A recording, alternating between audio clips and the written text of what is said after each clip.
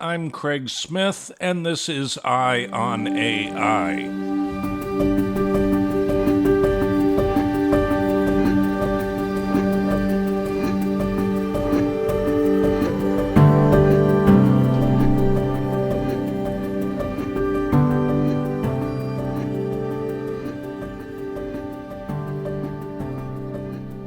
This week I talked to Aaron Patzer, founder of both Mint, the popular personal finance app, and Vital, an AI-based healthcare company.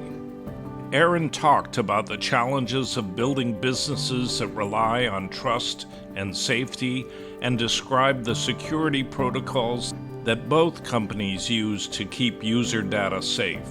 Before we begin, I want to mention again ClearML, an open source MLOps solution, which is sponsoring the podcast.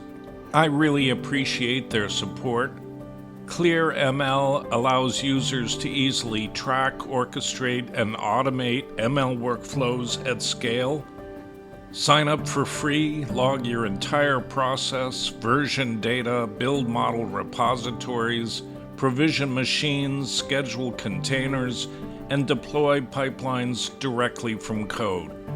If you're a data engineer, ML engineer, DevOps, or a data scientist, go check out ClearML today at clear.ml. Meanwhile, I hope you find the conversation with Aaron as fascinating as I did.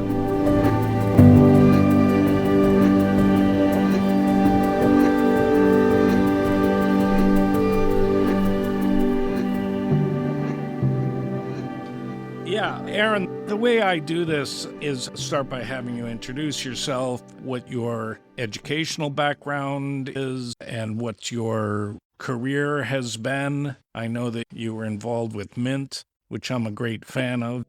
Thank you. I'm Aaron Patzer. I'm the co-founder and CEO of Vital Software. We make software for hospitals' patient experience that uses artificial intelligence to predict things like wait time, septic shock, and try to make your hospital stay passively positive instead of dramatically negative.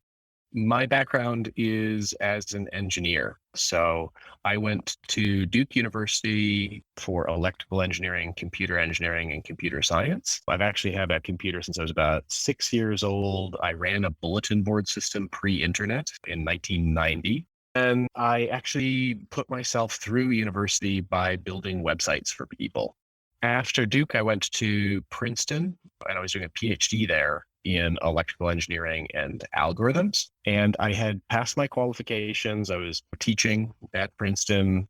My first mentor, a guy named Sandy Frazier, he just retired as the CTO of AT&T Labs. He taught me how to be practical, and I became a bit disillusioned with the academic world and ended up dropping out of my PhD.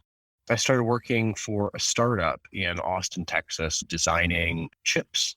It was really fantastic to see how a company was built from the ground up. I eventually started the San Jose division of that company when I was all of 23. And one day I decided that I was really fed up with managing my finances. I had been doing that since I owned a business as a teenager using Quicken and Microsoft Money. I had to categorize all of the transactions. Like I didn't know what Amazon was, or that Safeway or Kroger were groceries, or that Vodafone or AT&T were phone. It just things that just seemed obvious to humans. And so I got a database of the US Yellow Pages and I wrote an algorithm to basically correlate financial transactions with Yellow Pages data. And I ended up being able to categorize like 95% of all transactions.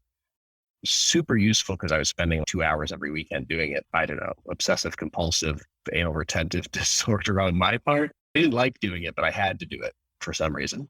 And I got an algorithm to do it. And then I was like, oh, if I can categorize all these transactions, then I can set budgets. And I could create software where you could say, I'm going to put a $200 budget this month on dining out and $100 on bars. And this is how much I want to spend on this or that. And it could alert you when you go over. And if I know where you're spending, then I was always into optimizing credit card rewards and things like that. You could get the maximum amount of cash back and the maximum amount of discounts. And If I knew how much your bank balances were, I could tell you that Bank of America at the time is only paying you 0.5% interest. You could be earning 4 or 5% interest at that time with a different bank. And so we could all of a sudden do ads, quote unquote, that make you money because they know your financial situation. And that became the business plan or the engine for Mint.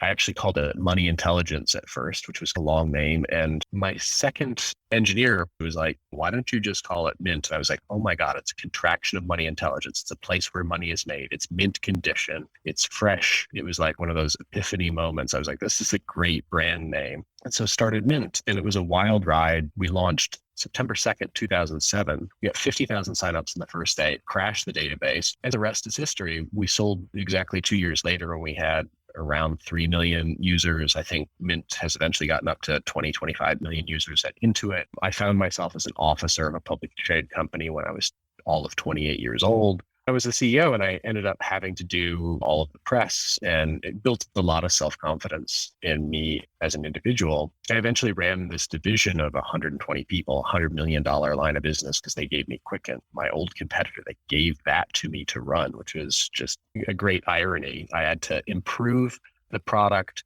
that I was talking trash about for years. And eventually I became the vice president of product innovation across the whole company. And so I worked on QuickBooks and I worked on TurboTax. And I did that until 2013.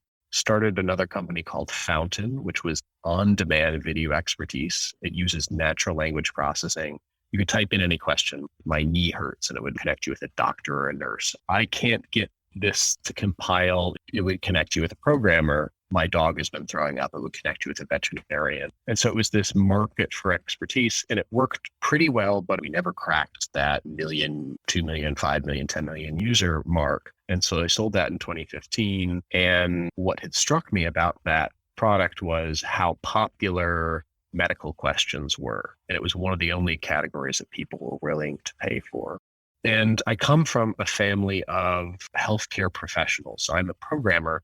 My sister is a professor of epidemiology. She does kidney transplant research. My brother-in-law, who's now my co-founder at Vital, he's an emergency room doctor at Emory University. My dad worked for Bristol Myers. We had been cancer research for many decades. And so I was exposed to a lot of healthcare, and literally at Thanksgiving, I was asking my brother-in-law, why aren't you hanging out? And then I started to go into the emergency room with my brother-in-law, which is a very different place than you expect. It's mostly people who are really sick, but they're sick with chronic diseases, or they've got a bad flu, or now COVID. And it struck me, you're having one of the worst days of your life and no one tells you what's going on. You have no idea how long you're going to be waiting there. You have no idea what's going to happen next. You have no idea what's expected of you. You have no idea how to make it go any faster. You have no idea whether people are working fast or not. It seems like people are idly milling around. You're like, this is the worst day of my life. I'm going to lose my arm. And what we've done at Vital now in over 100 hospitals, our flagship product is called ER Advisor. Effectively, it looks at all the things that are going on in your electronic medical record system, that what I consider to be old, clunky system. And it tries to interpret all of that using AI and good product design to talk to you the same way that like a good nurse or a good doctor would, if you had infinite nurses and doctors and they had the time to explain everything to you and they weren't frustrated and burnt out and could be nice to you. And it's, hey, Craig, the first thing that's going to happen is a triage nurse is going to see you. I know you want to see a doctor straight away and you want to get straight into a room, but the nurse is going to triage you and they're going to take your vital signs and maybe ask you for a urine sample. So if you have to go, collect that right away. Because if you can't, you're going to wait 2 hours until you can. And just little tips and what's going to happen. And after that, you're going to go into the waiting area. And if you're not too severe, you might go into a communal waiting area where you're going to be treated. And that's okay. That's just a safety precaution when things are overloaded, to make sure that you get treatment more quickly. And by the way, the MRI or the CT scanner is a little bit backed up today. And so it's going to be 3 hours on this. But here's what's happening in the background. The doctor has already started the note. Those 6 vials of blood, here's what happened to them. These are the tests that they're running. Because you have no idea. You're just like, why did they take so many vials of blood? What are they doing with all of them? And sometimes they go into a little pneumatic tube and you never see them again. Nobody tells you what's happening. Nobody tells you how long it's going to take for these tests to come back or what they're for. Even in places that show you your results, they're like, hey, Craig, your BUN and your creatinine are high. And you're like, what are BUN and creatinine? Should I be concerned? What does it mean if my chloride level is high or low? And so we try to explain, okay, this one is to determine if you're dehydrated. This one has to do with muscle strength. This one is related to your kidney function. So like an 8th grade explanation of what are the things that actually matter. And then at the end of a hospital visit, you get like 10 to 15 printed pages of stuff. And people are like, what do I do with this? I think 80% of them actually end up throwing it away pretty much immediately. And so what we do is we use natural language processing, parse out the boilerplate that everybody gets. And we say, Craig, this is the stuff the doctor wrote for you. And it's only usually a couple of paragraphs. It's like, here's what you should do. Here's what you shouldn't do. Here's the warning signs if things get worse to come back.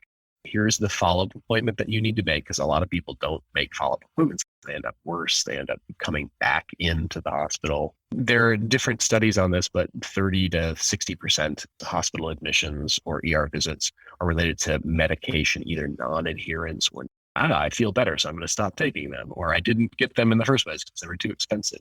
There's a lot of things that we can solve and help explain just by adding clarity. You can tick off the 4 things that you need to do in 10 minutes if you know what to do. That's the premise, to take boring and anxiety-prone industries and make them understandable, clear, actionable, and just relatable. I don't think my life's mission is to simplify the hard things.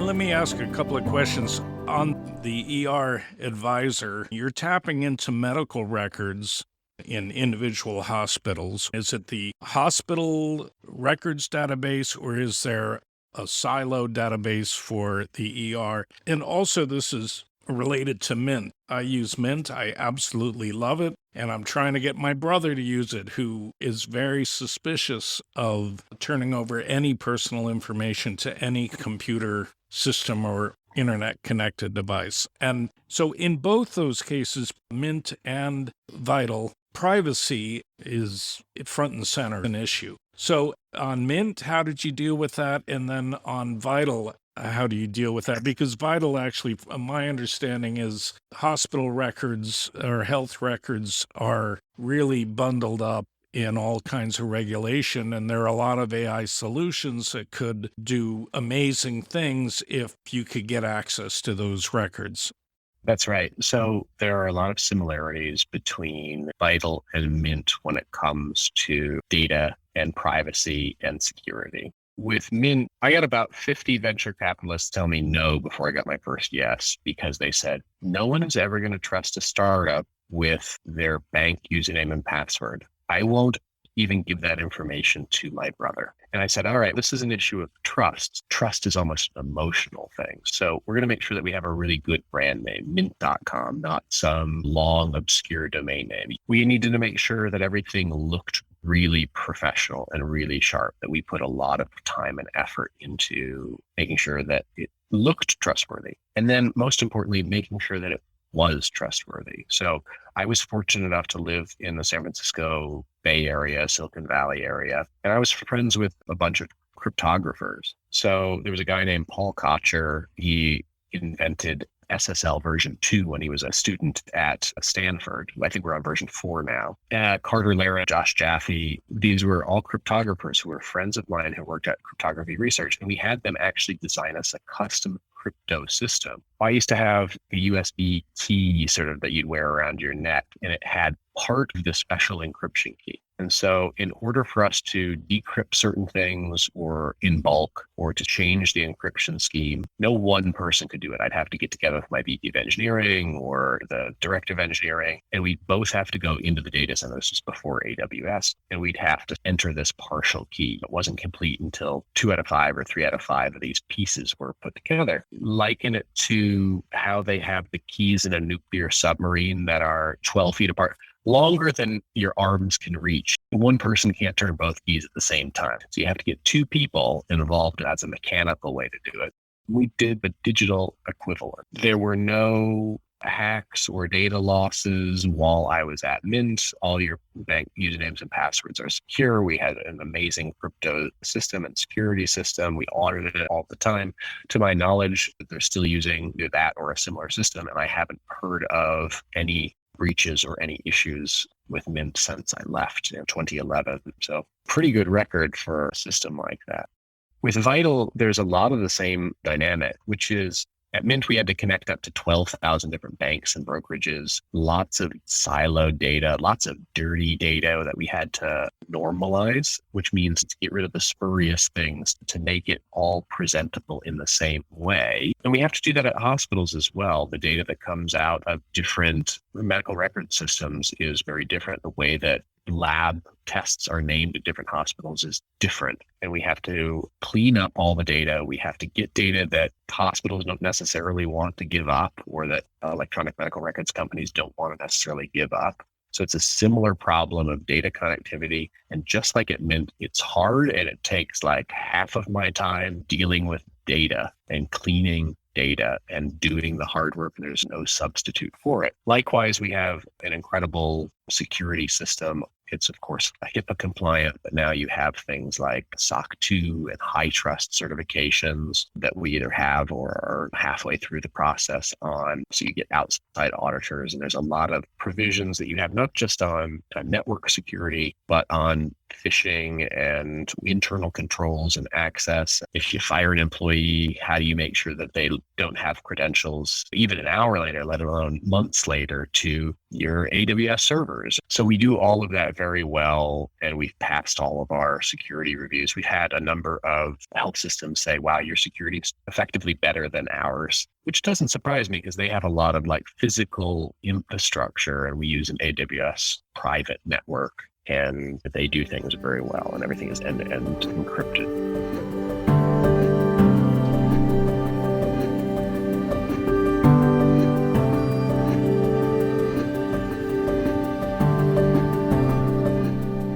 Can you talk a little bit about the encryption?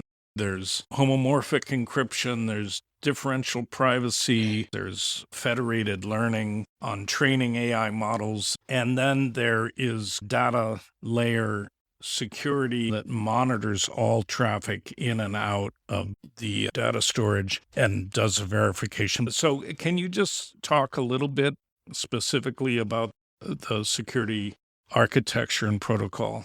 Sure. So there's a number of things that you want to think about when you think about security. Of course, the traffic itself from the patient or from the hospital to us is encrypted. So that's your HTTPS or your SSL type connection. Then when the information is being processed, to figure out male or female urine test or blood test, it has to be decrypted in order to go through the logic of the software. So where and how it's decrypted is an important component, and it has to be done inside of effectively your safe zone on the processing side. So before you get into that safe zone, you typically have a server that will handle things like denial of service attacks, that will block bad IP addresses. For anybody who is not in network IT, as soon as you put a server out there that has any IP address that can be accessed externally, you will almost immediately start to be scanned by universities in China, hackers in Russia, who are trying the basic, most obvious stuff. They're doing this blindly, assuming that you have different things installed, and they're just trying a bunch of random combinations on the off chance that you have WordPress installed and it's an old version, or you have such and such software installed. And so you start to see that immediately. So you want to block a lot of that. You can get rid of like 95% of the dumb stuff pretty easily through software and through pattern recognition. Then when you're done processing, how you store information is really important. So all your databases should be encrypted at rest, which means if somebody, this is an AWS, it's not so relevant, but if somebody went into your data center and they literally stole a hard drive and then they took it home and they plugged it in, that the data on it would still be encrypted. It wouldn't be in plain text. The most important fields for you to not have in plain text, even in your database, even if the hard drive is encrypted, are your password fields. There are a lot of dumb websites out there, and these are responsible, frankly, for most of the security breaches out there. If you've ever reused the same password on different sites, your favorite password is out on somebody's dumb website where they stored it in plain text and where hackers have gotten in and they've looked up database column called password and just taken it.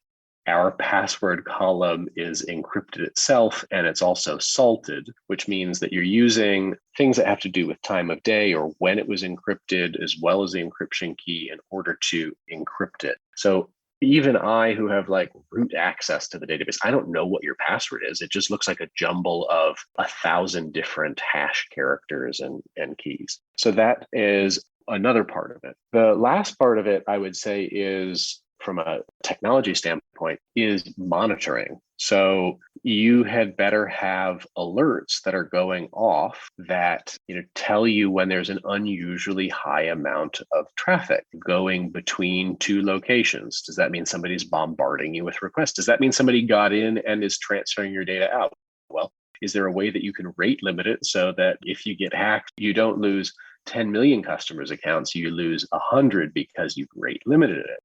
No system, you could argue, is unhackable, but you can make it so that if it is, then you get the data out very, very slowly, right? No ship is unsinkable, but can you make a ship that takes on water very, very slowly?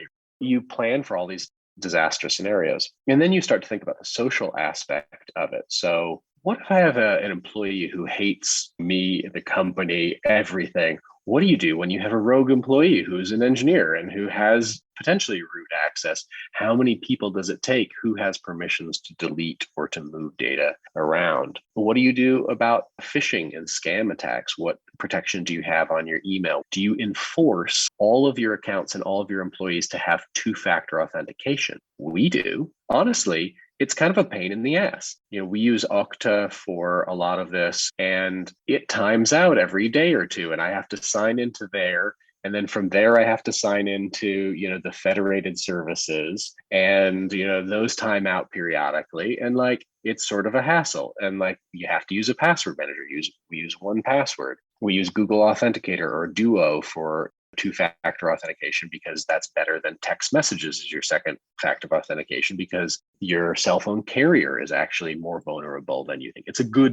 If that's the only option, that's a decent option, but there are better options. And so you can't just use the same easy password for everything. You have to use two-factor authentication. It's a pain. Some of your employees who are not technical are going to be like, why do we have to do this? I don't even touch the database. And you're like, well, because you have a corporate email address that could then be used to spoof the rest of us and your weakest link sort of thing. So you have to do all of those. And we did those at Mint, and we're doing them at Vital. And it's a whole discipline that you have to get right. It's table stakes in order for you to then build great software on top of.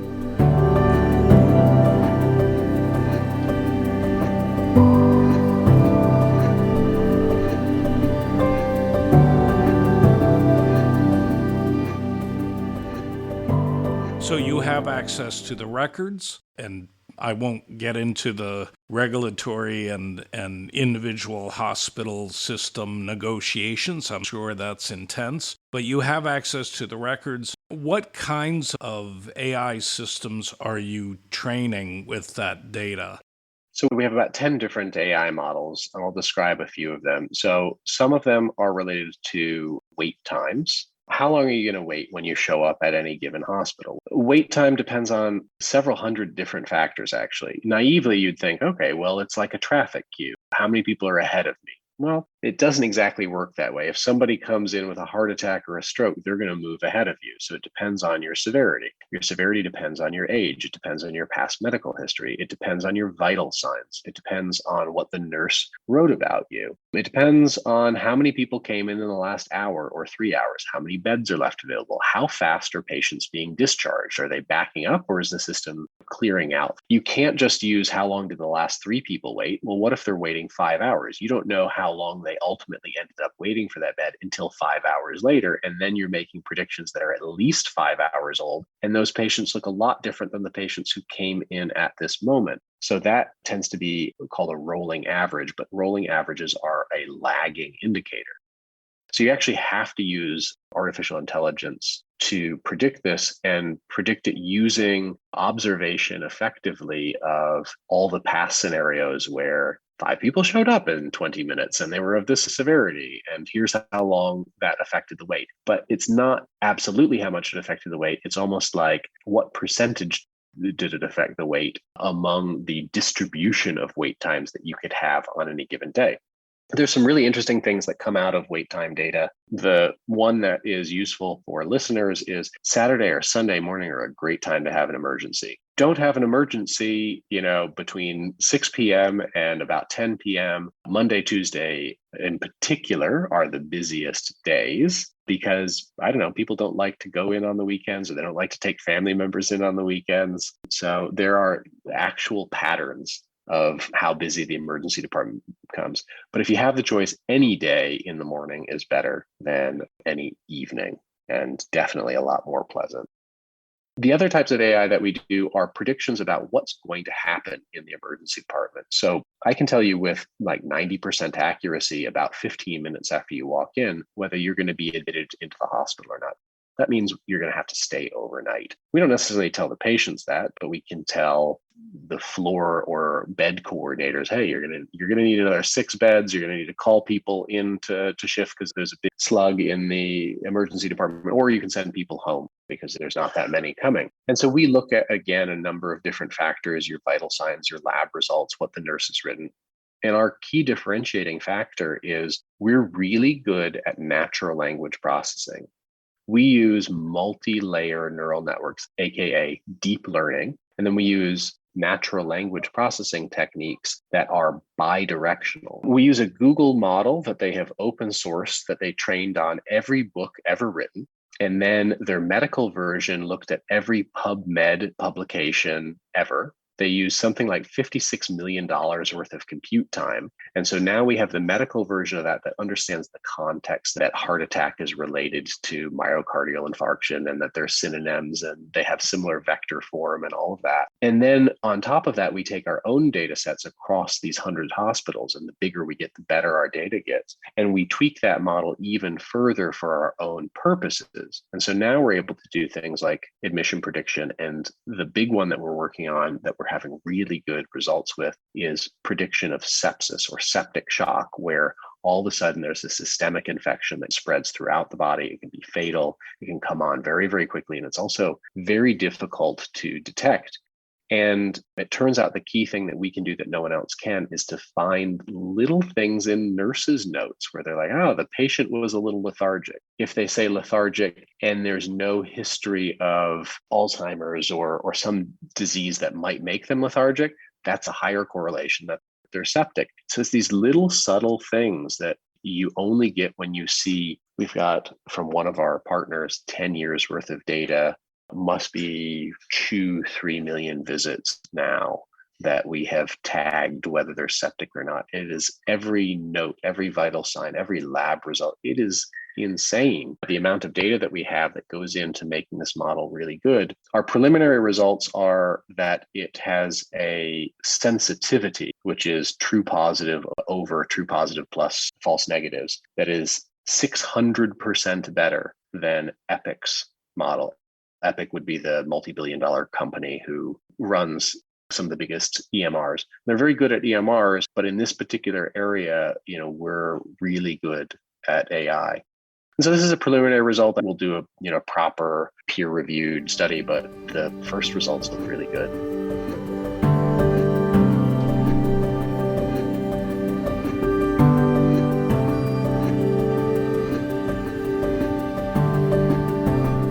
On the inputs, do you tie into, every hospital has a certain area where EMT services are feeding into it. Do you tap into the EMT comms or anything so you have an early indication of the traffic coming into the ER?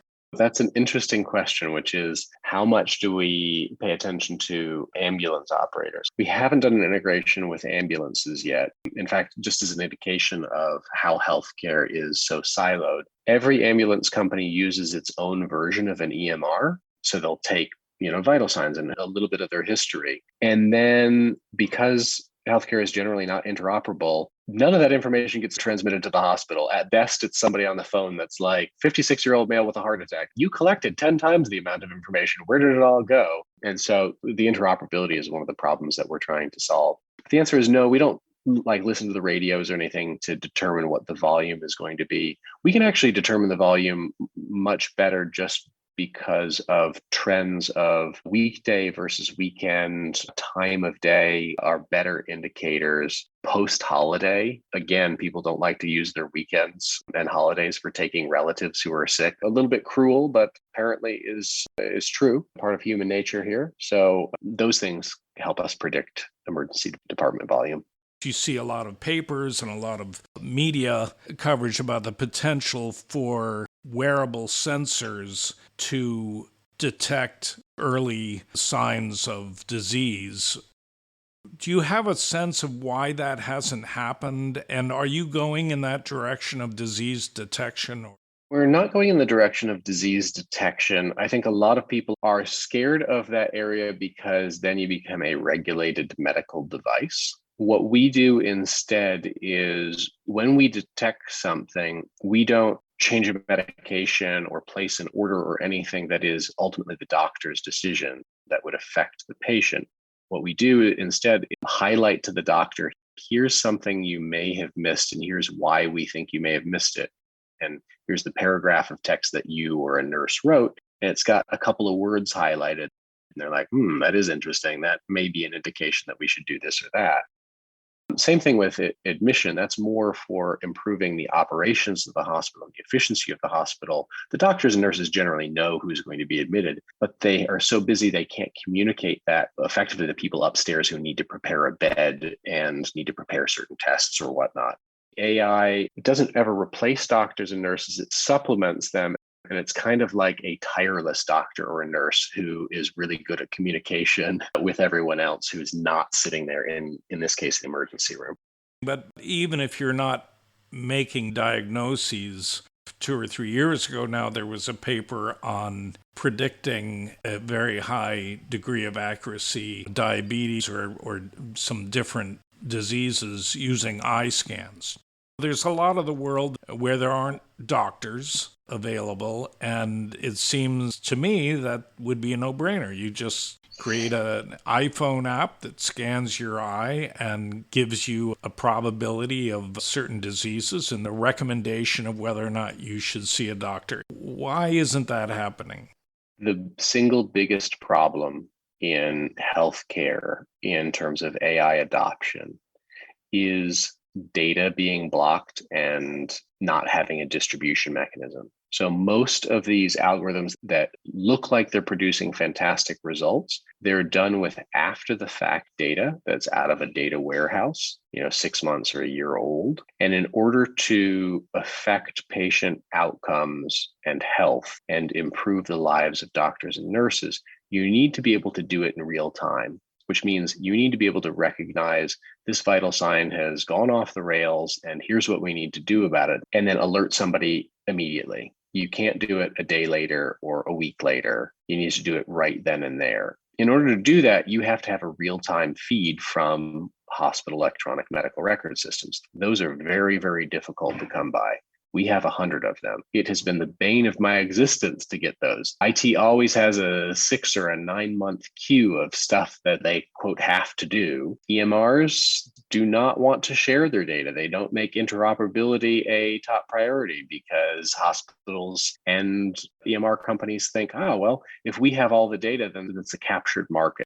We at this health system have all of your data, Craig. So of course you're going to come back because we have your medical history. And you're like, well, I should be able to choose where I want to go. And they're like, we might burn a CD for you or fax it over. and we'll probably charge you for it too. And so any of these systems that rely on real-time data just immediately die because the IT burden is too great. You need the security that we talked about earlier. You need software that is not a minimum viable product. You need it to be solid from day one. It's million or multi-million dollar investment to get any one of these up and running, and it's way too much for any researcher and most startups to do. It was only because I had done Vital and had a track record and could raise enough capital on my reputational alone that we were able to cross this chasm of IT death, and it's still a slog.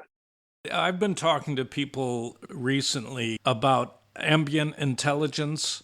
There's a researcher, I'm sure you know her, Fei Li at Stanford, who created ImageNet and was instrumental in the validation of deep learning. And she's very focused right now on ambient intelligence, particularly in healthcare and particularly elder care, where you have a mesh of sensors that sense everything from movement to temperature to speech or whatever, and feeding all of that into an AI that learns a patient's pattern and then can recognize changes in that pattern that might indicate some change in their conditions. That would be in addition to what you're doing in an ER setting. Is that something you've looked at?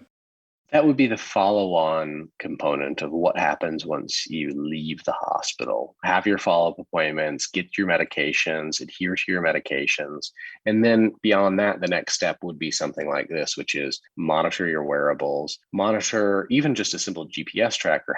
How fast do you move when you're walking?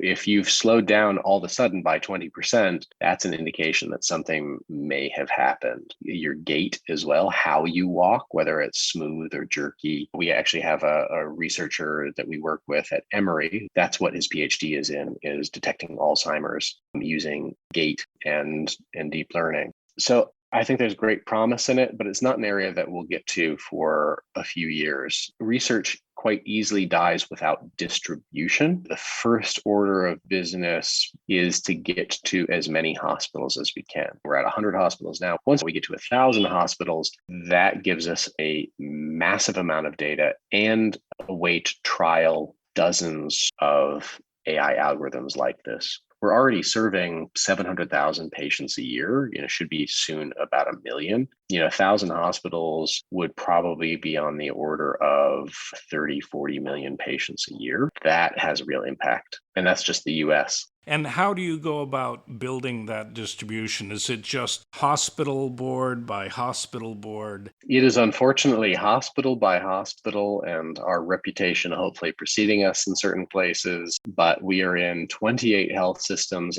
We've expanded rapidly. This has all happened in the last 12 to 18 months. They wait for 6 months or a year because hospitals are conservative, and then they expand. So the couple of places that we have where we've been around for a year or more, we're either in all of the hospitals in the health system, or our biggest client is Common Spirit Dignity and CHI. They have 100, 130 hospitals, and we're in dozens of them now after starting in one about 18 months ago. So we're expanding rapidly, but it's just the pace of healthcare.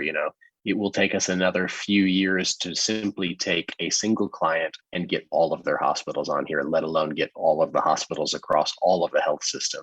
Each of these is a local or a regional business, and they're big. Some of these are the biggest employers in the state, have tens of thousands of employees, billions of dollars in revenue. But their practice is not necessarily in buying software. It's in buying MRIs and surgical equipment and saving lives. So it's an interesting business. So you have an app.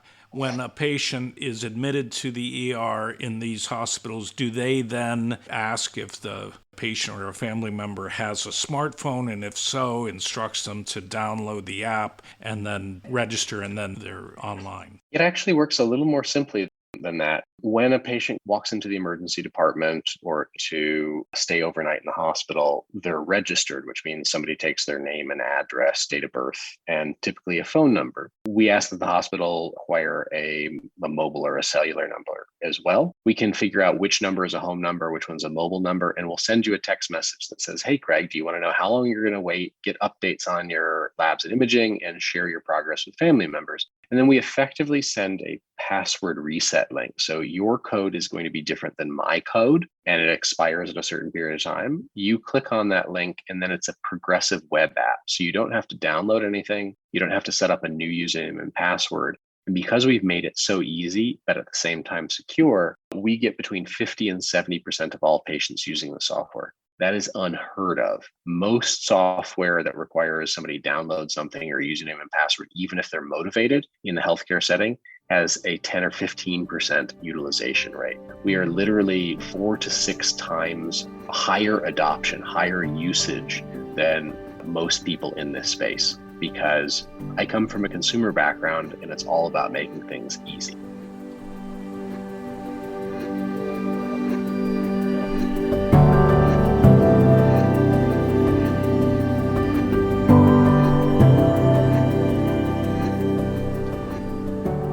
That's it for this week's episode. I want to thank Aaron for his time.